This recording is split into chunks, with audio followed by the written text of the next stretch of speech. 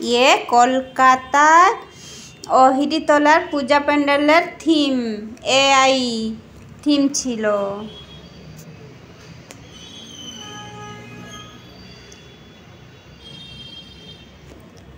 খুব সুন্দরভাবে ও থিমটাকে ক্রিয়েট করা হয়েছে।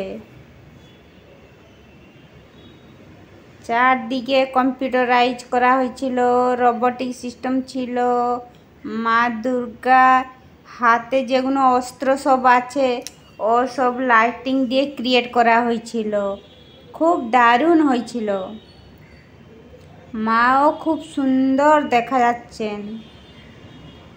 আর ও ব্যাকগ্রাউন্ড ডেকোরেশন খুব ভালো হয়েছিল। দেখেছেন কত সুন্দর দেখা হচ্ছে, খুব ভাল লাগছিল।